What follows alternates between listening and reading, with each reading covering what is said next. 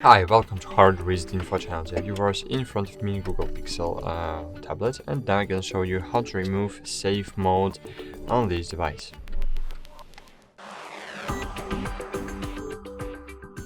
So safe mode is the mode when you have no opportunity to download applications, to use downloaded applications.